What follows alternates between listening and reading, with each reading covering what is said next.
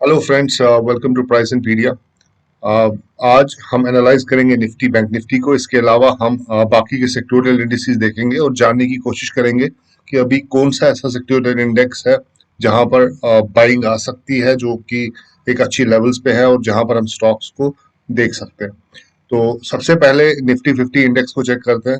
अगर आप Nifty 50 index को देखें तो ये निफ्टी का जो इंडेक्स है, it has been going up in a channel. ये अपवर्ड चैनल है, बहुत टाइट चैनल थी ये चैनल बार बार निफ्टी को सपोर्ट दे रही थी और निफ्टी इसी चैनल से ऊपर चला गया। लेकिन यहाँ पर अगर आप चेक करें, प्राइस जो है यहाँ पर इसको टच नहीं कर पाया और उससे पहले ही नीचे की तरफ घूम गया और ये इस चैनल का हायर लो था। This higher low was breached here. ये देखिए, ये जो कैंडल आप देख रहे हैं, this candle breached the higher low of this channel और ये हायर लो ब्रेक करने के बाद क्या हुआ, निफ्टी नीचे आ गया। लेकिन उसके बाद हम देखते हैं कि यहाँ पर 50 डे मूविंग एवरेज ने सपोर्ट दिया और प्राइस जो है इस हायर लो से ऊपर जाके इधर क्लोज होने में कामयाब हो गया। लेकिन यहाँ पर एक फॉलो अप नहीं मिला, प्राइस वापस नीचे गया और आज के दिन अगर आप देखें तो प्राइस दूसरी बार इस 50 डे मूविंग एवरेज पे सपोर्ट लिया और आप देखिए प्राइस फिर से उन्हीं लेवल्स पर है जहां पर पहले इसको रेजिस्टेंस मिली थी और नीचे गया था। तो आज के दिन सबसे इंपॉर्टेंट बात यह है कि निफ्टी 18,000 के ऊपर क्लोजिंग देने में कामयाब हुआ है। लेकिन अब अगर हम इन दो क्लोजिंग्स को कंपेयर करें, इसको मैं थोड़ा एक्सपैंड करता हूं ताकि आप इसको अच्छे से देखें। जस्ट ए सेकेंड, इसको मैं रिमूव कर देता हूँ। या तो आप देखें यहाँ पर ये कैंडल, अगर आप देखें, इस कैंडल ने भी 18,000 के ऊपर क्लोजिंग दी थी, लेकिन ये कैंडल उतना स्ट्रांग नहीं था जितना कि ये कैंडल है। अब इस कैंडल के अंदर मोमेंटम ज्यादा है क्योंकि बॉडी जो है इस कैंडल की वो ज्यादा बड़ी है। लेकिन यहाँ पर आप देखिए, इस कैंडल का जो बॉडी थी वो थोड़ी छोटी थी तो मोमेंटम कम था, लेकिन यहाँ पर बाइंग प्रेशर बहुत ज्यादा था। यहाँ पर बाइंग प्रेशर की जरूरत नहीं पड़ी क्योंकि मोमेंटम ही इतना ज्यादा है। तो मैं समझता हूँ कि ये क्लोजिंग जो कि फेल हुई थी 18,000 के ऊपर, और अब ये क्लोजिंग अभी बनी हुई है 18,000 के ऊपर, यहाँ पर मोमेंटम कंपेरेटिवली ज्यादा है as compare to this candle. So I am expecting that Nifty जो है वो इन लेवल्स को रिस्पेक्ट करेगा और 18,000 के ऊपर की जो अब जर्नी है वो शुरू हो जाएगी यहाँ से। तो हमारा जो टारगेट हो सकता है यहाँ पर, अगर 18,000 के ऊपर निफ्टी क्लोज होने में, मतलब इस लेवल को ब्रीच नहीं करता है और इस लेवल के नीचे नहीं जाता है, तो आने वाले दिनों में निफ्टी में हम 18,600 तक की लेवल्स बड़े आराम से देख सकते हैं।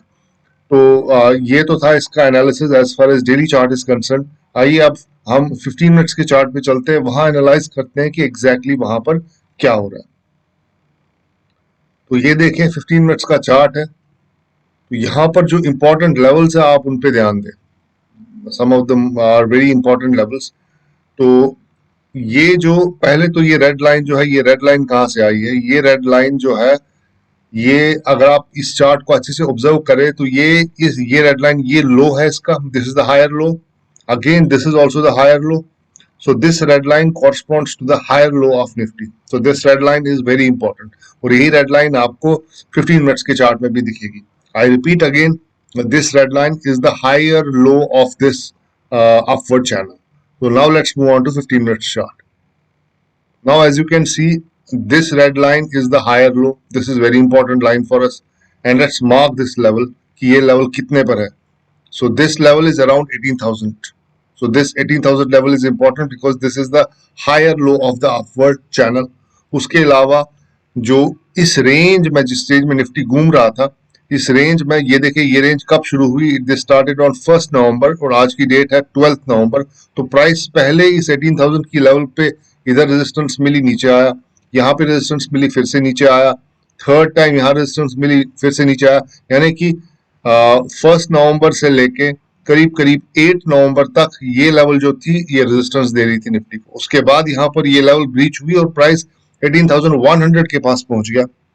18,100 पे इसको क्रॉस नहीं कर पाया, प्राइस नीचे आया और उसके अगले दिन गैप डाउन ओपनिंग हुई, लेकिन प्राइस जो था वो इस 17,850 लेवल तक नहीं आ पाया और यहां ही से प्राइस ऊपर की तरफ घूम गया। लेकिन ये क्लोजिंग जो थी ये इसमें फॉलो अप नहीं आया और प्राइस वापस इस 17,850 लेवल के आसपास क्लोज हो गया। तो ये 17,850 लेवल जो है, ये ये जो रेंज बन रही है पिछले 10-12 दिन से जो रेंज बन रही है, उस रेंज का जो लोअर हाफ है दैट इज 17,850 और उस रेंज का जो अपर हाफ है दैट इज 18,100। तो हमारा जो फोकस होना चाहिए इन दो रेंज पे होना चाहिए, 17,850 एंड 18,100। अभी जो ये रेड लाइन है विच कॉरस्पॉन्ड्स टू अराउंड 18,000 लेवल्स, ये 18,000 लेवल जब तक निफ्टी ब्रेक नहीं करता तो हम समझते हैं कि इसमें मोमेंटम रहेगा और ये काफी ऊपर तक जा सकता है। उसके बाद जो सेकेंड लेवल ऑफ सपोर्ट है दैट इज 17,850। 17,850 भी बहुत इंपॉर्टेंट सपोर्ट है, लेकिन अगर निफ्टी इस 18,000 के नीचे चला जाता है, फिर 17,850 के नीचे चला जाता है, तो ये काफी वीक हो जाएगा और यहाँ से मैं समझता हूँ कि निफ्टी में डाउन साइड फिर एक्टिवेट हो जाएगा। लेकिन as long as Nifty is above 18,000 it will have momentum for sure. और जब ये 17,850 के ऊपर है तब भी इसको पास सपोर्ट रहेगा, इतनी ताकत रहेगी कि it can again go up, but the moment it goes beyond 17,850, that time you have to watch it carefully. If we see here that 17,850 level was breached here and then it was breached here, लेकिन यहाँ पर भी जो ये एक false move साबित हो गया क्योंकि निफ्टी नीचे चला गया लेकिन सस्टेन नहीं कर पाया, वापस ऊपर चला गया। यहाँ पर भी 17,850 लेवल्स को इसने नीचे की तरफ तोड़ा लेकिन वो सस्टेन नहीं हुआ और प्राइस ऊपर चला गया। तो दिस 17,850 लेवल जो है ये एक बहुत ही इंपॉर्टेंट लेवल है। तो निफ्टी हो सकता है इसके नीचे हमें वीक क्लोजिंग दे दे, लेकिन उसको मेरा ख्याल है फॉलो अप नहीं मिलेगा। यहाँ पर 2 बार फॉल्स ब्रेक हो चुका है और दोनों बार निफ्टी ऊपर चला गया। सो 17,850 इज आवर अल्टीमेट सपोर्ट और 18,000 is the support above which we'll see a lot of momentum in Nifty. So guys, this is the analysis of Nifty 50. Now let's go on to the option chain and let's try to find out कि option chain पे exactly क्या हो रहा है। तो आज के दिन अगर आप देखें कॉल राइटर्स वे एब्सोल्युटली ऑन बैकफुट। तो यहाँ पर कॉल राइटर्स अगर आप देखें 17,800 पे शॉर्ट कवरिंग, यहाँ पे शॉर्ट कवरिंग, यहाँ पे इन्होंने पोजीशन अपनी अनवाइंड की है, हर जगह से पोजीशन अनवाइंड करते हुए नजर आ रहे हैं। और यहाँ पर जो कॉल बिल्डअप हुआ है वो इतना ज्यादा नहीं हुआ है जितना हम एक्सपेक्ट करते थे। लेकिन उसके बरक्स आप देखें, आप पुट साइड पे देखें तो पुट साइड पे आप देखें पुट राइटर्स कितने एक्टिव है। यहाँ पर 33,000 कॉन्ट्रैक्ट्स उन्होंने शॉर्ट किए हैं, 40,000, 93,000, 26,000। तो पुट राइटर्स जो है वो काफी ज्यादा एक्टिवेट हो चुके हैं यहाँ पर। तो क्लियरली आज के दिन जो मोमेंटम था 18,000 के ऊपर जो निफ्टी ने क्लोजिंग दी है वो एक काफी अच्छा साइन है कि आने वाले दिनों में हम एक अच्छा अपसाइड ऊपर की तरफ देख सकते हैं। तो आज अब जो सपोर्ट की बात है, अगर हम सपोर्ट की बात करें तो सपोर्ट कहां पर बन के आ रहा है। So 18,000 is our major support here. जैसा कि हमने चार्ट से भी देखा था कि 18,000 जो था ब्रीच होने के बाद काफी निफ्टी में काफी स्ट्रेंथ है। ये एक ऐसा सपोर्ट है जिसके बाद निफ्टी में काफी ज्यादा मोमेंटम आएगा। सो 18,000 is the biggest support here. उसके बाद 17,900 पे सेकंड हाईएस्ट सपोर्ट है और उसके बाद 17,800 पे थर्ड हाईएस्ट सपोर्ट है। So 18,000, 17,900 and 17,800 are the 3 key support levels and the highest call writer is sitting at 18,000 levels. उसके बाद 17,900, उसके बाद 17,800. So this is as far as put writer is concerned.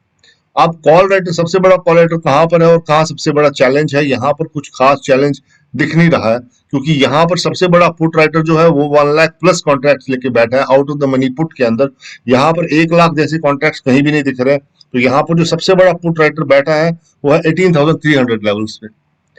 तो यहाँ पर अगर आप देखें तो यहाँ क्लियरली ऐसा लग रहा है कि निफ्टी को 18,300 लेवल तक जाने में शायद उतनी मुश्किल ना हो।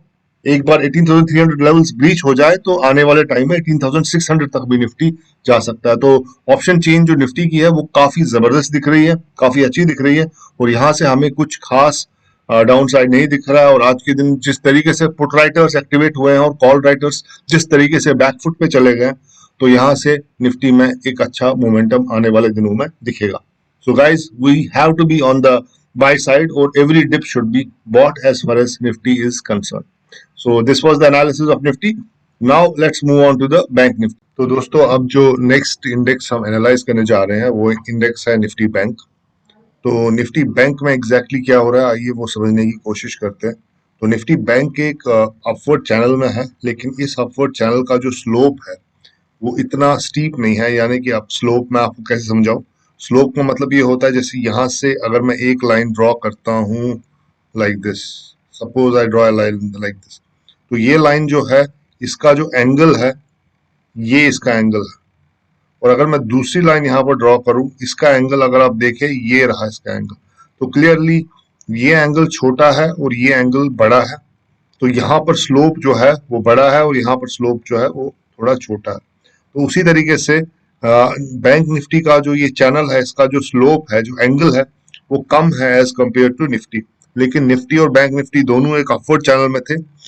तो यहाँ पर बैंक निफ्टी अगर आप देखें किस तरीके से इस अपवर्ड चैनल में है, यहाँ पर ये इस अपवर्ड चैनल के टॉप को बार बार टेस्ट कर रहा था, यहाँ देखिए इस चैनल के टॉप को टेस्ट किया और प्राइस किस तरीके से नीचे आ गया, और ये जो बॉटम था इस चैनल का ये इसको बार बार सपोर्ट देता जा रहा था। तो इस तरीके से बैंक निफ्टी ने जो है अप्रैल से लेकर अभी तक का अपना सफर इस तरीके से तय किया। तो अब क्या हो रहा है, तो अगर आप देखें ये जो है ये वाला पॉइंट जो है this point is the higher low of this channel, तो प्राइस जो है इसके इस चैनल के हायर लो पे पहुंच चुका है। एट द सेम टाइम अगर आप ये रेड लाइन देखें, ये रेड लाइन जो है ये एक सपोर्ट की लाइन है, तो ये रेड लाइन जो है ये सपोर्ट दे रही है इस पॉइंट को। तो क्लियरली यहाँ पर निफ्टी के पास बैंक निफ्टी के पास दो सपोर्ट्स हैं यहाँ पर, एक सपोर्ट जो है वो जिस चैनल की लोअर ट्रेंड लाइन की वजह से है, और दूसरा सपोर्ट इस हॉरिजॉन्टल ये जो रेड लाइन है इसकी वजह से भी है। तो क्लियरली यहाँ पर बैंक निफ्टी एक बहुत इंपॉर्टेंट सपोर्ट पर है। इसके अलावा जो तीसरा सपोर्ट बैंक निफ्टी को यहाँ पर मिल रहा है वो है 50 डे मूविंग एवरेज, तो जो अभी आपको मैं यहाँ नहीं दिखा पा रहा हूँ, लेकिन यहाँ पर एग्जैक्टली अगर आप प्लॉट करेंगे तो आपको यहाँ पर 50 डे मूविंग एवरेज भी दिखेगी। तो बैंक निफ्टी एक बहुत ही इंपॉर्टेंट लेवल्स पर है, बहुत ही जबरदस्त सपोर्ट पर है, और मैं यहाँ से समझता हूँ कि बैंक निफ्टी का नीचे जाना थोड़ा मुश्किल लग रहा है इस पॉइंट से। तो बैंक निफ्टी यहाँ पर तीन सपोर्ट्स पे है, एक तो इस चैनल के सपोर्ट पे, second is this red line support, and third is this moving average support. So bank Nifty looks very good and the risk reward is very good as far as these levels are concerned. So this is Bank Nifty as far as daily chart is concerned. Now let's move on to the 50 minutes chart and let's try to find out what exactly is happening there. So now let's look at the 15 minutes chart. Now these are the levels which I have put and which are very important levels, and we should watch out for these levels. So let me just mark these levels first. The first level which is very important is 38,764 key level. Second level which is important is 39,160 levels, and the third level is 39,500 levels, and the fourth level is 40,000 की level जो है वो बहुत important. आइए हम ये भी देखते हैं कि इन लेवल्स में किस तरीके की गेन्स पॉसिबल है। अगर ये लेवल क्रॉस हो जाती है तो अराउंड 1% का अपसाइड है। उसके बाद अगर ये लेवल क्रॉस हो जाती है, इसको मैं एक सेकंड मार्क कर देता हूँ, अगर ये लेवल मार्क हो जाती है तो यहाँ पर फिर से 85.85% का अपसाइड है। और सबसे इंपॉर्टेंट लेवल जो है वो ये वाली लेवल है जहां पर करीब करीब 1.44% का अपसाइड है। तो आपको बैंक निफ्टी में यही देखना होगा मंडे के दिन की प्राइस जो है इस 38,760 लेवल्स के ऊपर रहे। एज लॉन्ग एज प्राइस इस लेवल के ऊपर क्लोज होता है तो यहाँ पर उसके पास एक अच्छा सपोर्ट होगा, और ये एक रेजिस्टेंस लेवल है, इसको तोड़ने के बाद बैंक निफ्टी में एक जबरदस्त रिवर्सल आ सकता है।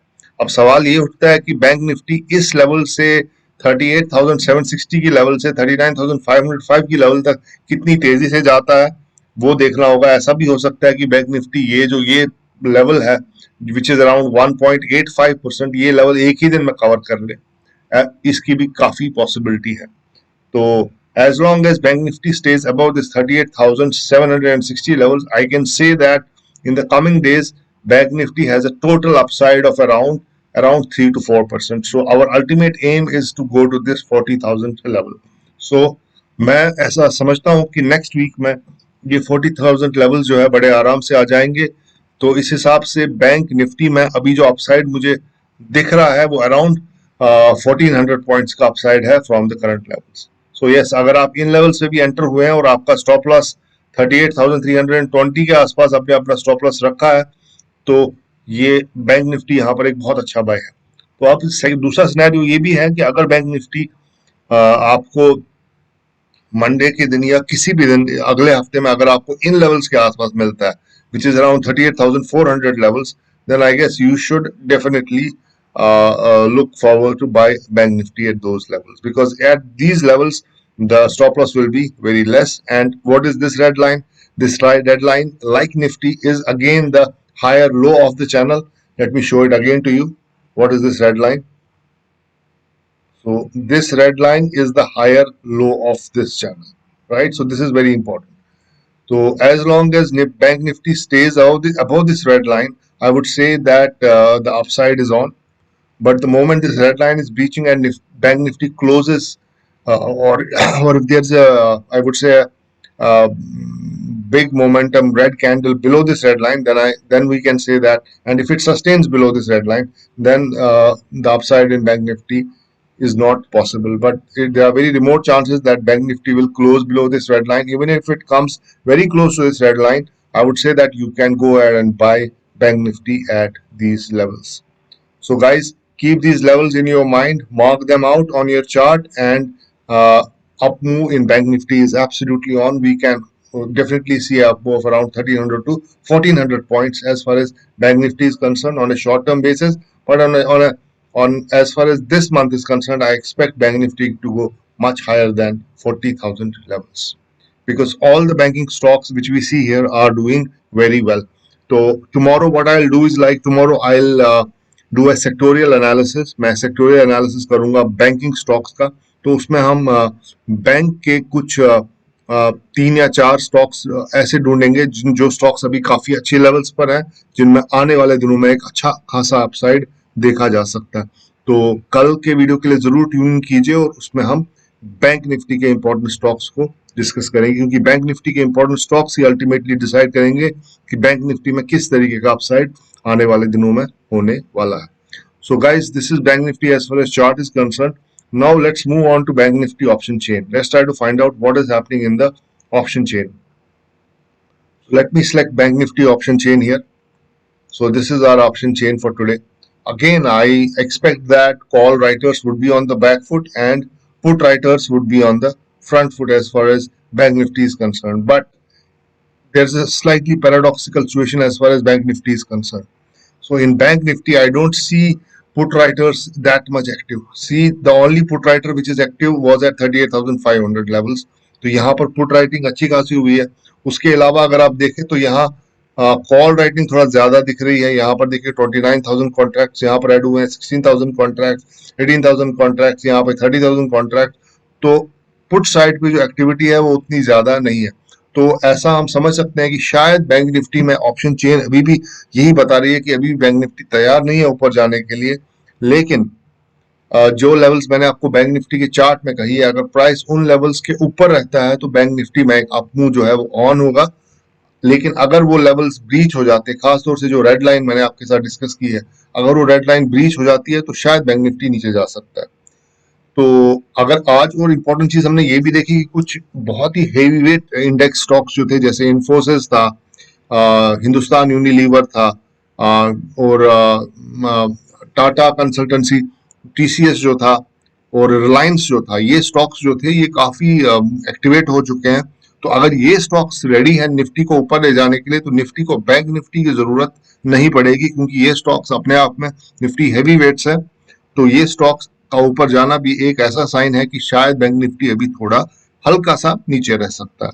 So guys, as far as highest call writing and highest put writing is concerned, let's try to understand that. सबसे बड़ा जो put writer है, it's at 38,500 levels. So I expect that 38,500 levels will be the biggest support for Bank Nifty. As far as the biggest resistance is concerned, so clearly the highest call writer is at around 39,000 levels. So 39,000 levels is the immediate resistance for Bank Nifty. Now at 38,500 levels we see there is a call writer which is trapped. यहाँ पर एक call writer trap हो चुका है. तो अगर तो भाई, जैसा कि मैं कह रहा था कि 38,500 पे एक बहुत बड़ा कॉल राइटर ट्रैप हो चुका है, तो ये कॉल राइटर हमें एक ऑप्टिमिस्टिक फीलिंग देता है कि अगर बैंक निफ्टी 38,700 के ऊपर या फिर थोड़ा इस 39,000 को क्रॉस करने में कामयाब हुआ तो बैंक निफ्टी में एक बड़ा मूव आने की तैयारी है। तो वो रेड लाइन को जरूर ध्यान में रखिएगा। As long as bank Nifty is above this red line or even if it goes little below this red line, we have an opportunity to buy bank nifty because bank nifty has a very good risk reward. But the only thing is that with Infosys, TCS and Reliance, Asian Paints, Hindustan Unilever, ये stocks अब activate हो चुके हैं, तो ये stocks अब अपने ही दम पे निफ्टी को ऊपर लेके जा सकते हैं। निफ्टी को फिलहाल बैंक निफ्टी की जरूरत नहीं है। खासतौर से निफ्टी आईटी जो है, निफ्टी आईटी एक्टिवेट हो चुका है, तो आने वाले दिनों में हम ऐसा देख सकते हैं कि जब तक वो स्टॉक्स एक्टिव है शायद बैंक निफ्टी ऊपर का मुंह ना दे, लेकिन बैंक निफ्टी नेक्स्ट वीक में शायद ट्यूसडे या वेंसडे के बाद एक अच्छा मुंह ऊपर की तरफ दे सकता है। तब तक बैंक निफ्टी थोड़ा रेंज बाउंड रह सकता है। अब अगर मैं निफ्टी और बैंक निफ्टी दोनों को कंपेयर करूं तो मुझे इस वक्त बैंक निफ्टी मुझे इस वक्त निफ्टी ज्यादा अट्रैक्टिव लग रहा है as compare to bank Nifty. Nifty में ज्यादा मोमेंटम है। हमने देखा कि निफ्टी के अंदर जो कॉल राइटर्स हैं वो बिल्कुल बैक फुट पे थे और जो पुट राइटर थे वो फ्रंट फुट पे थे, जबकि बैंक निफ्टी में हम देख रहे हैं अभी भी पुट राइटर्स के पास वो कन्विक्शन नहीं है कि बैंक निफ्टी ऊपर जाएगा, जबकि कॉल राइटर्स जो है बैंक निफ्टी में ज्यादा एक्टिव है। So guys, this was my analysis as far as sectorial indices are concerned, Nifty and Bank Nifty. The video has become very long now, and I don't want to keep you guys hanging for so long. So let me wind up the things today. So tomorrow, what I'll do is like I will probably try to publish two videos.